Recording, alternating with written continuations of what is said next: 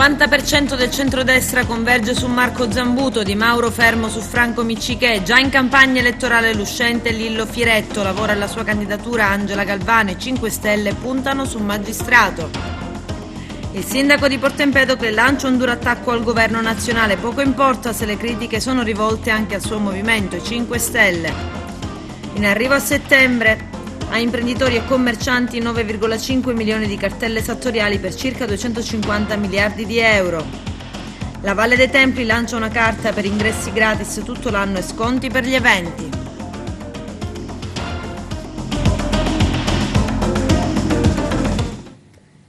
Bentrovati gentili telespettatori al nostro appuntamento con l'informazione. Fumata bianca nel centro-destra, tutti o quasi tutti d'accordo sul candidato sindaco di Agrigento Marco Zambuto e la schiera dei candidati in città tende ad allargarsi. I dettagli nel servizio. Dopo mesi di appelli all'unità del centrodestra e in vista delle amministrative ad Agrigento, adesso è un vertice di maggioranza a Palermo che ha deciso la linea congiunta di Forza Italia. UDC diventerà Bellissima, Popolari e Autonomisti, Fratelli d'Italia e Lega. Il 90% del centrodestra fa scudo attorno a Marco Zambuto. Presenti alla riunione il presidente dell'ARS Gianfranco Miccichè per Forza Italia, Decio Terrana per l'UDC, Salvo Pogliese, Giampiero Cannella per Fratelli d'Italia, il commissario della Lega in Sicilia Stefano Candiani, Giuseppe Catania per Diventerà Bellissima, Roberto Corona, Antonello Antinoro per Popolari e Autonomisti. L'esito è stato chiaro, linea comune con candidatura unitaria ad Agrigento su Marco Zambuto, come anche negli altri capoluoghi. La Lega invece si è presa 24 ore di tempo per scegliere se convergere o no su Marco Zambuto. Assente giustificato al vertice il vicepresidente dell'ARS Roberto Di Mauro, perché già schierato con il suo candidato a sindaco Franco Miccichè. Il Lizza per lo scranno più alto di Palazzo dei Giganti, l'uscente primo cittadino Lillo Firetto che spera in un bis. Vorrebbe entrare in partita, essere il primo sindaco donna della città di Agrigento Angela Galvano, consigliere comunale di lungo corso sulla scia del PD o di quello che ne rimane ad Agrigento. Rumors vedrebbero invece tendere la mano verso il Movimento 5 Stelle, un'idea che è specchio del governo nazionale. Ma pare che i grillini abbiano scelto di correre con un proprio candidato, che potrebbe essere l'agrigentino Antonio Calma, professione magistrato a Pesaro. Il sindaco di Porto Empedocle non le manda a dire, si sente abbandonata dal suo governo. Ida Carmina è alle prese con le ONG, la nave della quarantena e forti pressioni per il riverbero negativo che tutto ciò ha sul turismo. Eugenio Cairone. Il governo è assente e se lo dice un sindaco espressione dei pentastellati è un'accusa pesante per la squadra guidata da Giuseppe Conte, grillino anche lui.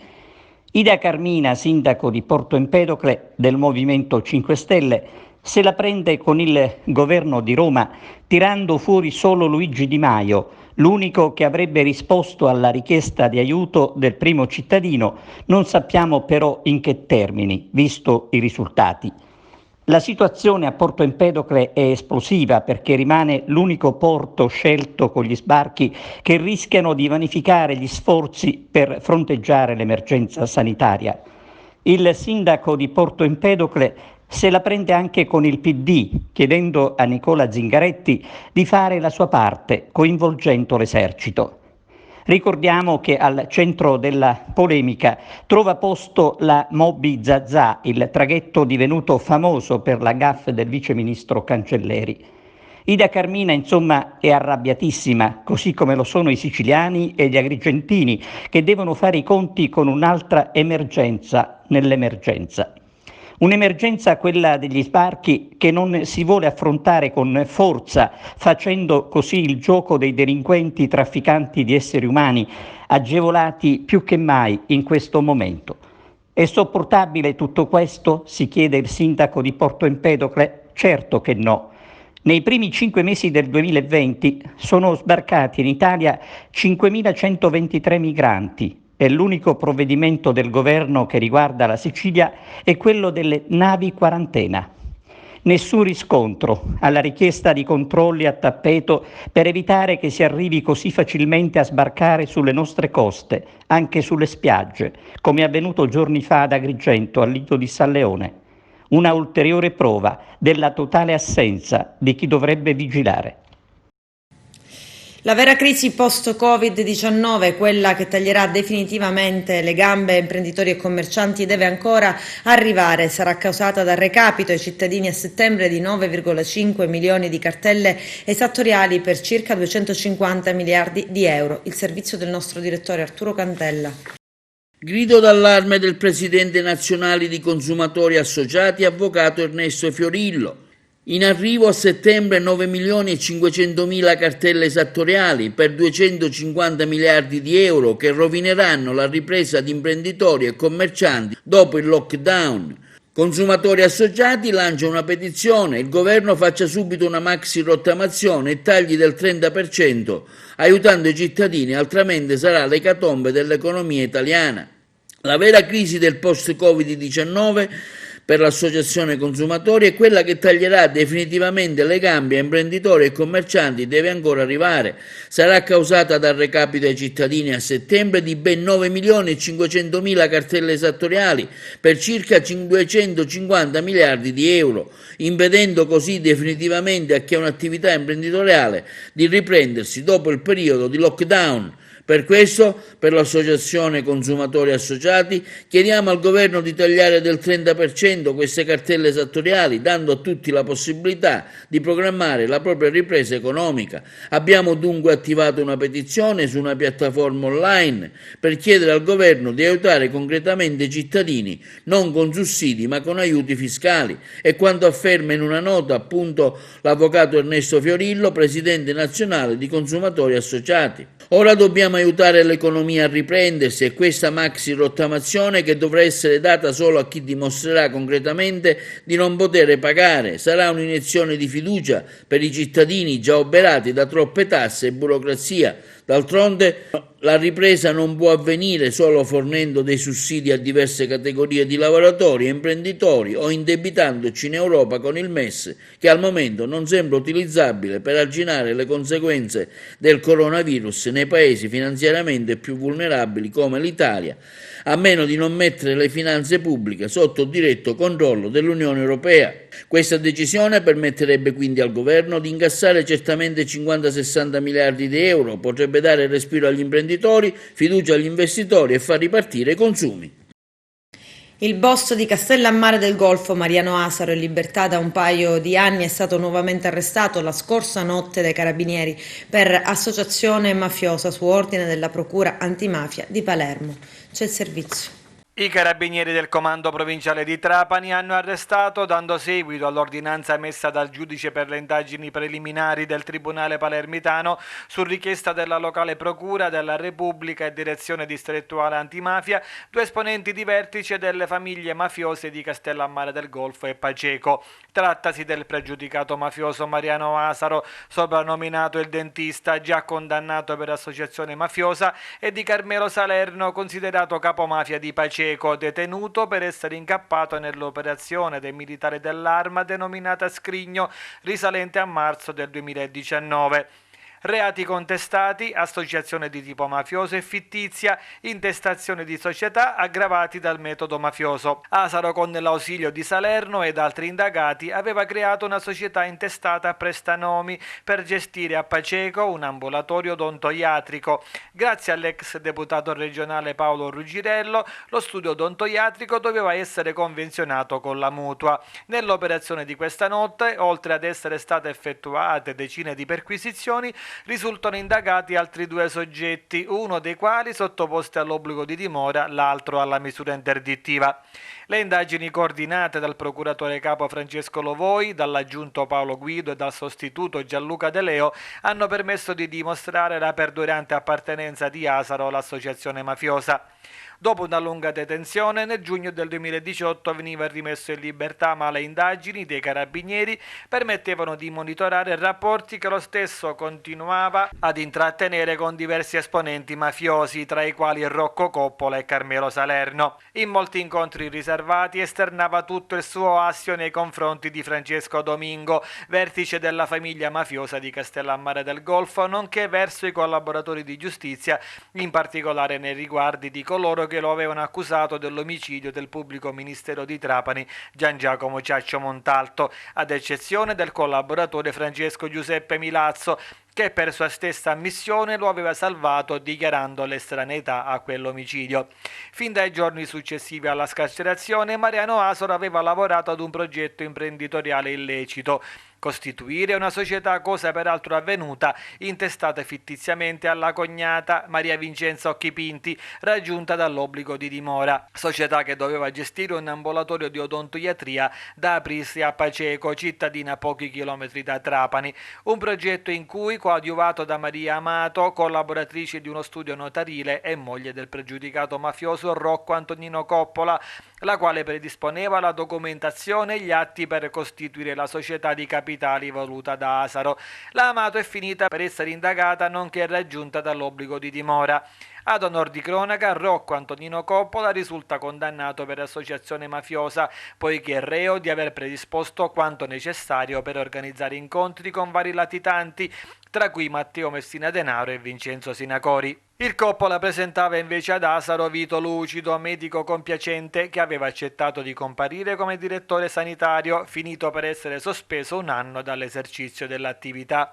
Oltre al capomafia di Paceco, Carmelo Salerno, Asaro poteva contare sull'ex deputato regionale Paolo Ruggirello, al quale i carabinieri hanno notificato l'informazione di garanzia. Ruggirello, dopo alcuni incontri riservati con Asaro tramite Salerno, riceveva incarico di attivarsi con i vertici dell'ASP affinché l'ambulatorio fosse convenzionato con il servizio sanitario.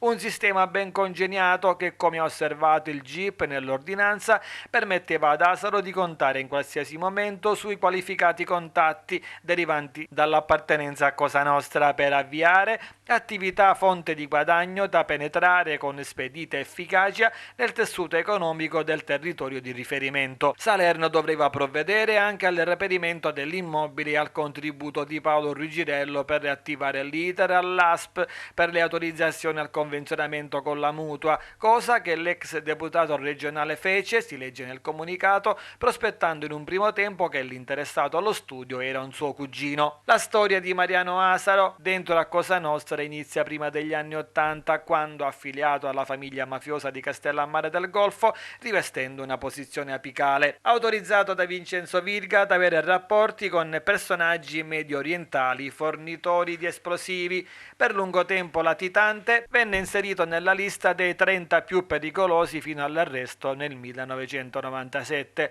Il suo nome, come quello di Mariano Agate e Natale Lala, esponenti anch'essi di Cosa Nostra, fa parte dell'elenco degli iscritti alla loggia massonica coperta Iside II, scoperta nel 1986 all'interno del circolo scontrino di Trapani. Asaro è stato accusato ma prosciolto dei fatti di sangue tra i più gravi della storia mafiosa della provincia trapanese. È stato condannato più volte in via definitiva per associazione mafiosa, detenzione di armi ed estorsione. Nell'operazione di oggi perquisita anche l'abitazione, nonché l'ufficio di Giuseppe Scarcella, 53enne sindaco del comune di Paceco, eletto a giugno del 2018, destinatario di un avviso di garanzia per il reato di concorso esterno in associazione mafiosa ed invitato a rendere interrogatorio davanti all'autorità giudiziaria. Per la prima volta in aula Antonello Montante partecipa al processo di appello e all'uscita dal tribunale dice: credo ancora nella giustizia. Vediamo.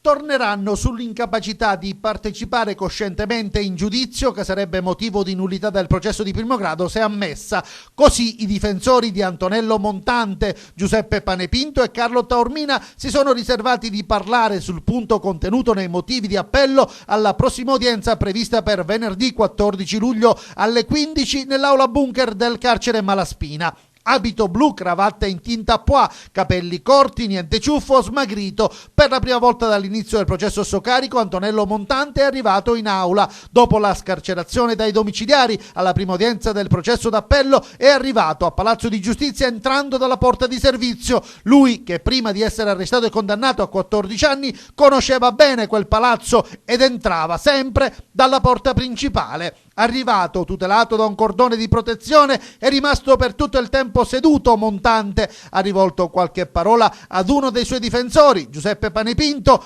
Anche Carlo Taormina era in aula. Solo alla fine dell'udienza ha scambiato 2 battute con i giornalisti. Non sto bene, ha detto, ma credo ancora nella giustizia. Non dico altro per rispetto delle istituzioni.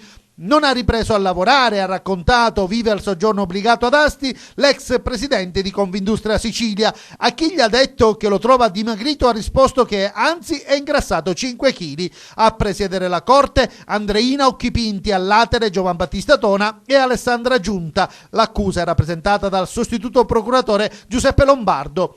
Degli imputati presenti soltanto Montante e il generale Gianfranco Ardizzone. Sono imputati anche Marco De Angelis, condannato a 4 anni, Diego Di Simone, 6 anni, e l'ex questore Andrea Grassi, condannato ad 1 anno e 4 mesi. 5 i punti salienti della lettura della relazione da parte del giudice Tona: ricostruiti i rapporti di Montante e a capomafia Paolino Arnone, la fuga di notizie, il dossieraggio, gli accessi allo SDI, la stanza della legalità e i fascicoli dei rapporti con il collaboratore di giustizia Dario Di Francesco nell'excursus dell'inchiesta sul sistema Montante. Il giudice Tona ha anche parlato del condizionamento dei testi citando Anita Marchese, ex collaboratrice di Confindustria.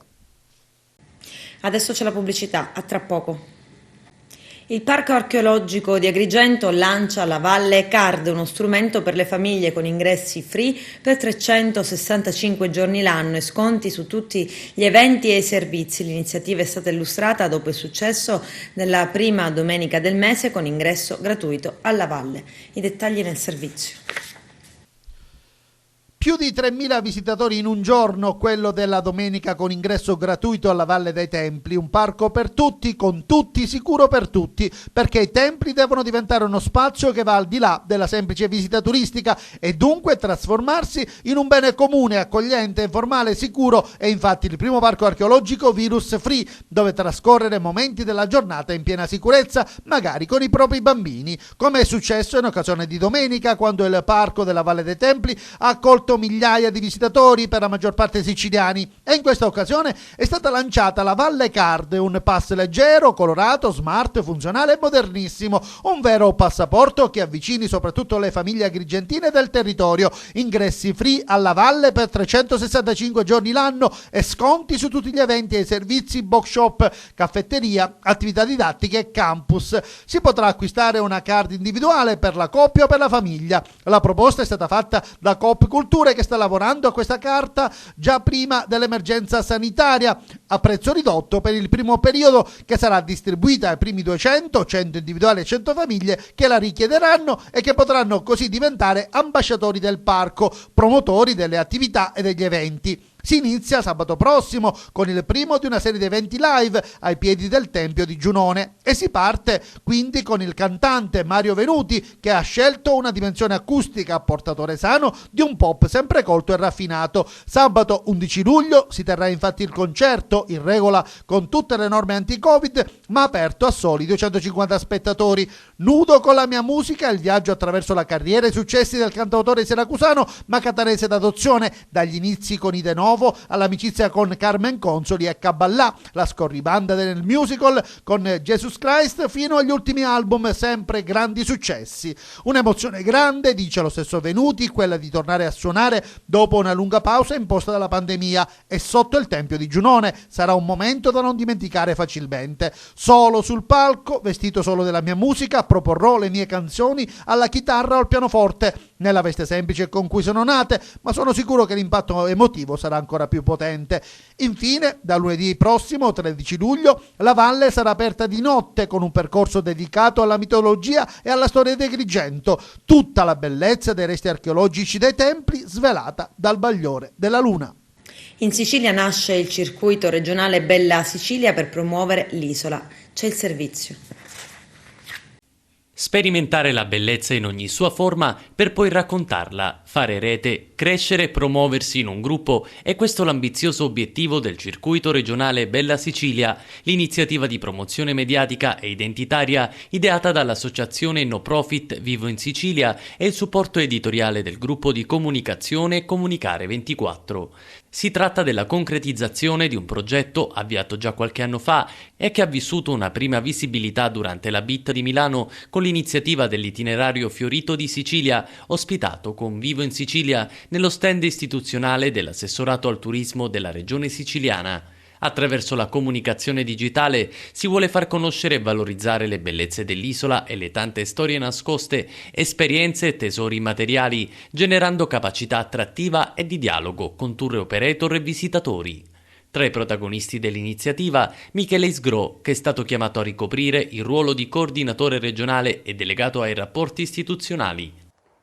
Ebbene sì, ho accettato questa nuova avventura di provare a coordinare il circuito regionale Bella Sicilia, soprattutto per quanto concerne i rapporti con le istituzioni, in quanto per il lato tecnico ci sono soci, colleghi, collaboratori con specifiche ed elevate competenze mirate.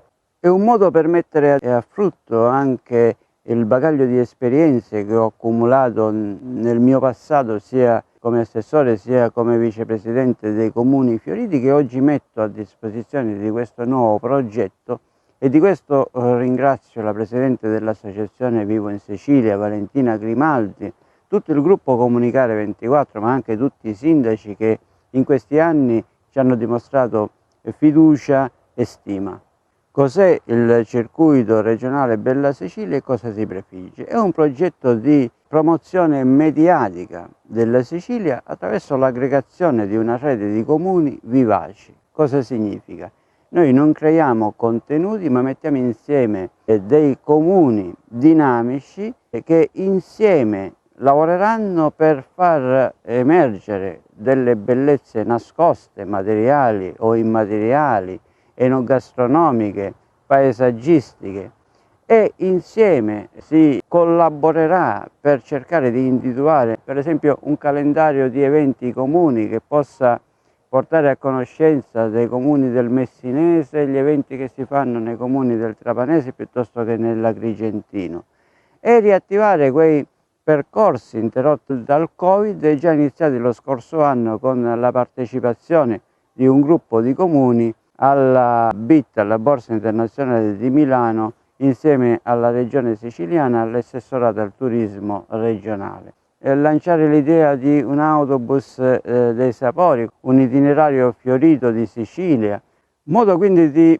esaltare delle bellezze a volte nascoste della nostra Sicilia e di far emergere proprio il bello che non si ferma alla spicciola manifestazione, ma che scenda nell'esaltazione di quella bellezza che parte anche dagli atteggiamenti umani. Il consigliere comunale della Lega Rita Monella bacchetta il sindaco di Agrigento Lillo Firetto sulla questione festeggiamenti in onore San Calogero con ingressi contingentati. Dice si sarebbero evitati problemi e polemiche, ma riceve un attacco duro dall'assessore Gabriella Battaglia, che sottolinea come Rita Monella parli senza conoscere le questioni, perché ad organizzare la festa è il comitato di San Calogero e a vietare quest'anno i festeggiamenti è stato il prefetto. Arturo Cantella. Sulla festa di San Calogero interviene al dibattito Rita Monella, consigliere comunale della Lega, affermando che serviva una migliore organizzazione. Per Rita Monella la celebrazione della ricorrenza religiosa in onore di San Calogero doveva e poteva essere gestita meglio. Il disappunto maggiore è relativo alle misure eccessivamente restrittive nella gestione di una festa riguardante un santo particolarmente amato dagli agrigentini. In questo momento storico di misure adeguatamente restrittive, continua Rita Monella, si nota il paradosso degli eccessivi assembramenti in tutti i locali della città, a cui fa da contraltare l'inaccettabile e la particolare rigidità di azione nei riguardi dei fedeli che vorrebbero onorare il loro santo. Con le dovute misure e precauzioni, evidenzia ancora la capogruppo della Lega, si sarebbe potute trovare delle soluzioni meno invasive di quelle invece adottate. Si poteva per esempio concedere l'apertura del santuario e l'ingresso controllato dei fedeli che tanto amano venerare questo santo. Il sindaco, conclude Rita Monella, ha fatto riferimento alla volontà di scongiurare che migliaia di persone possano venire in contatto nello stesso momento. Ecco, è proprio questo che ci saremmo aspettati, un ordinato accesso al santuario con ingressi contingentati, così da permettere ai fedeli di omaggiare comunque il loro amato santo, rispettando allo stesso tempo le regole a cui tutti dobbiamo attenerci. Una migliore e più funzionale organizzazione avrebbe potuto contemplare entrambi gli aspetti, ma come in tante altre cose cui questa amministrazione ci ha abituato, così non è stato. Ancora un importante riconoscimento per l'agrigentina Maricetta Lombardo, che nella serata di ieri ha conquistato il 5° nastro d'argento per la colonna sonora del film Pinocchio di Matteo Garrone, che ha visto tra i premiati come attore non protagonista Roberto Benigni.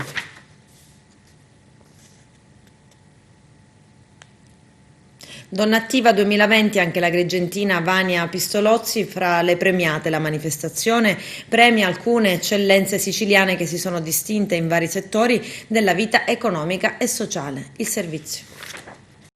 Ci sarà anche l'agrigentina di adozione, ma toscana di nascita, dottoressa Vania Pistolozzi, tra coloro che riceveranno il premio Donna Attiva 2020, giunto alla 12ª edizione e promosso dall'omonima associazione di Monreale, presieduta dalla giornalista Ina Modica. La manifestazione, che premia alcune eccellenze siciliane, che si sono particolarmente distinti in vari settori della vita economica e sociale. La manifestazione è nata a Monreale nel 2003 come premio Giornalista e Rosa, in programma oggi pomeriggio dalle ore 19 a Villa Amalfitano in via Dante a Palermo. Riceveranno il premio 11 donne e 2 uomini, a testimonianza della ferma volontà di valorizzare e promuovere un'identità di genere per l'impegno che giorno dopo giorno profondono a vantaggio della collettività, offrendo un valido esempio di professionalità e intraprendenza in un contesto in continuo divenire. L'edizione 2020 si sarebbe dovuta tenere lo scorso marzo, ma la pandemia ha costretto l'associazione a rinviare il premio e ora si vuole promuovere una ripartenza reale tramite un'occasione di confronto e riflessione. La conduzione della cerimonia è affidata a Giada Delfio. Questo è l'elenco dei premiati di questa edizione: Catena Fiorello, Francesca Cacciola, Beatrice Casamassa, Daniela Crimi, Giusy Fabio, Giulia Gioffrè, Nadia Lobosco, Vania Pistolozzi, Agostina Porcaro, Roberto Puglisi, Margherita Rizza, Fabio Venturella e Pamela Villoresi. Mansioni per Alessandra Palma e Marta Pasquini. Vania Pistolozzi è nata a San Marcello Pistoiese, agrigentina, vive e lavora a Campobello di Licata nel settore marketing di una nota azienda vitivinicola. Laureata in scienze politiche, indirizzo politico internazionale all'Università di Firenze, specializzata in diritto comunitario, ha iniziato la sua carriera manageriale nel mondo dell'editoria specializzata come responsabile dell'ufficio pubblicità relazioni esterne in una azienda toscana. Il premio è realizzato anche in collaborazione con diversi partner ed enti pubblici che hanno assicurato il patrocinio, tra gli altri l'Assemblea regionale siciliana, il Comune di Monreale, la Fondazione Sicilia, l'Ordine dei giornalisti di Sicilia, l'Associazione Siciliana della Stampa, il Comitato Pari Opportunità, la Caritas, il Consorzio Area Vita e Daniela Cocco. Sentiamo in merito la stessa Vania Pistolozzi. È un momento sicuramente importante. Quando si riceve un premio è il momento in cui ci si rende conto e si fa una riflessione sulle cose che sono accadute e positive nella propria vita e nella propria vita professionale, ma è anche un momento importante perché ti dà stimolo per il futuro, no? Perché è una sfida e ti senti ancora più responsabilizzato per cercare di fare le cose al meglio. E poi per me assume un significato particolare perché lo ricevo qua in Sicilia, che è la terra dove ho deciso di venire a vivere, per cui è sicuramente estremamente emozionante per me ricevere questo premio. Voglio dedicare questo premio a una persona che purtroppo non c'è più, è mio padre, e avrei tanto voluto che fosse presente, che potesse godere di questo momento insieme a me. È stata una figura importantissima nella mia vita da tanti punti di vista, per cui sì, questo premio è senz'altro dedicato a mio padre Italo. Adesso c'è la seconda ed ultima pausa pubblicitaria, tra poco. Nuova giunta e piano infrastrutturale, il ritorno del sindaco di Messina, Cateno De Luca. C'è il servizio. Questi 60 giorni mi sono disintossicato non dalla cocaina, esattamente da Facebook, pure io, ve lo dico con molta onestà, e mi ha fatto proprio vedere ancora con più ribrezzo quelli che sono stati questi 60 giorni di guerra al coronavirus. Ci siamo trovati con dei pupetti sopra le nostre teste che sparavano cazzate e la gente che era disperata, e sul territorio a difendere il territorio e soprattutto a tenere buona la gente c'erano i poveri sindaci. Beh, questa è l'Italia che va veramente cambiata e presa a calci in culo. È una banca dati che abbiamo costruito con il nostro CED, con Carlotta Previti, i nostri assessori e consulenti, dove abbiamo messo a sistema e sotto controllo i finanziamenti avuti e quelli che abbiamo ottenuto nel frattempo, perché il problema per ora non sono i soldi, ne abbiamo a voglia soldi, e ve lo anche certificherò in quella sarà la relazione del secondo anno di attività che stiamo chiudendo. Il problema è che c'è una classe burocratica che fa schifo, che finora in questo palazzo ha fatto i porci comodi, e ovviamente ci sono le eccezioni, l'ho sempre detto, però quando poi ci ritroviamo anche con finanziamenti perduti perché chi doveva fare il proprio mestiere non l'ha fatto e la politica è rimasta a guardare senza denunciare questi delinquenti, perché si è delinquenti quando si perdono i finanziamenti, e allora è ovvio che il vero problema non sono i finanziamenti ma le procedure di spesa. Ma le ho detto io durante questa guerra al coronavirus, che cosa ho detto? Ma com'è possibile tutte le cose che ho detto in quel periodo mi si prendeva per pazzo, ora li stanno facendo tutte a scoppio ritardato?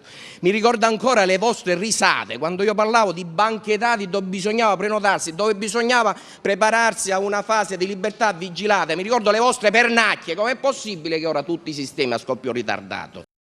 Sono quasi 170 cantieri, 500 milioni di euro, l'elenco, le scadenze, il primo che sbaglia, il primo che sbaglia in questo palazzo municipale, calci denunciato alla Corte dei Conti, perché io la faccia per i parassiti non ce la metto più.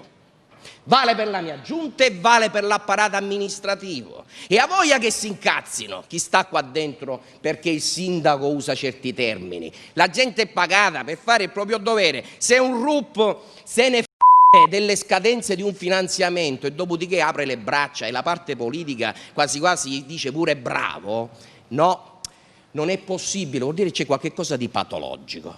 Bene, questa è la cura che noi applicheremo ora al Palazzo. L'omicidio a Milano dell'agente campobellese di polizia locale Nicolò Savarino, assolto il complice del ragazzo che travolse il vigile. I dettagli nel servizio. È stato assolto per non avere commesso il fatto il 26enne di origini serbe Milos Stizanin, che era nella stessa auto di Remi Nikolic, allora minorenne, alla guida dell'auto che travolse ed uccise l'agente di polizia locale originario di Campobello di Licata, Niccolò Savarino, a Milano il 12 gennaio del 2012. La Corte d'Assise di Milano, presidente Ilio Mannocci Pacini, ha decretato l'immediata liberazione di Stizanin e la cessazione della misura degli arresti domiciliari a cui era sottoposto. Il PM Maolo Credici nella sua requisitoria aveva chiesto la condanna a 14 anni e mezzo di carcere per concorso in omicidio volontario nel processo che si è riaperto a quasi 8 anni di distanza dai fatti, dopo che l'accusa in un'altra fase del procedimento era passata da favoreggiamento ad omicidio volontario. È un omicidio che tuttora commuove la città, è stato uno shock non solo per la polizia locale ma per tutta la cittadinanza, aveva detto in udienza l'avvocato Maria Rosa Sala, legale del Comune di Milano, parte civile, che ha chiesto 200.000 euro di risarcimento a carico dell'imputato. Parti civili anche familiari dell'agente ucciso, con legale Gabriele Caputo. Dopo l'intervento della difesa dell'imputato, coi legali Davide Russo e Lorenzo Castiglioni, è arrivata la sentenza. Questa non è giustizia, non è legge, sbotta amareggiato e deluso Carmelo Savarino, fratello di Nicolò. 8 anni di processo per non avere giustizia. Nessuno ha dato giustizia a mio fratello. L'unica sua colpa è di non essere stato un delinquente ma un poliziotto. Chi me lo ridarà indietro? Per la famiglia Savarino è finita, basta, ha considerato poi, deluso dall'avere visto Stizanin in aula festeggiare la liberazione abbracciando il suo avvocato.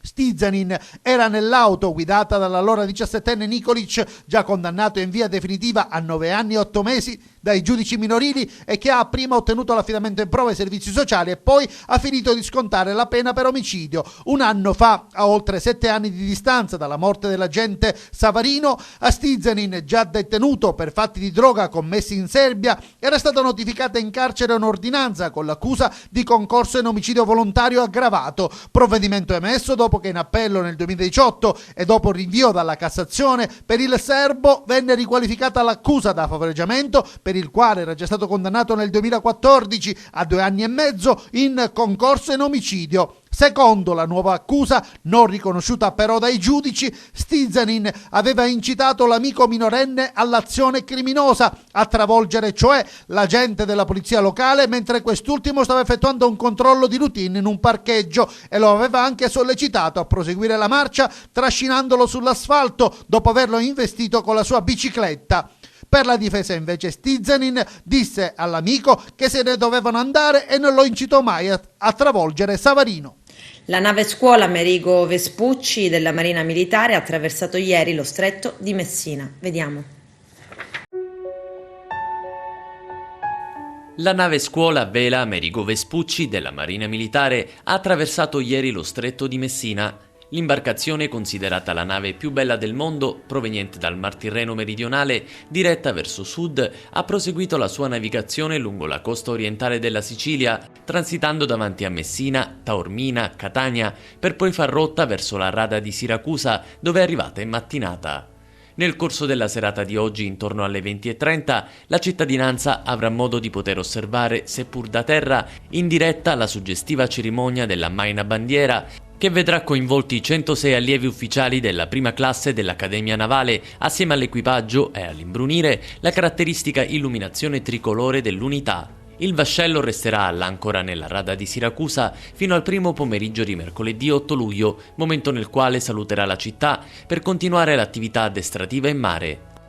La campagna di istruzione a bordo di nave Vespucci rappresenta un momento fondamentale per la formazione dei giovani allievi ufficiali, i quali, al termine del primo anno di studi in Accademia Navale, a bordo ricevono il battesimo del mare. Nel solco di una secolare tradizione, ma con un sempre rinnovato impulso all'innovazione, gli allievi ufficiali sono impegnati in un intenso programma di attività didattiche e addestrative nelle discipline marinaresche e nella formazione etico-militare, al fine di sviluppare e nutrire i valori di fedeltà, disciplina e senso del dovere.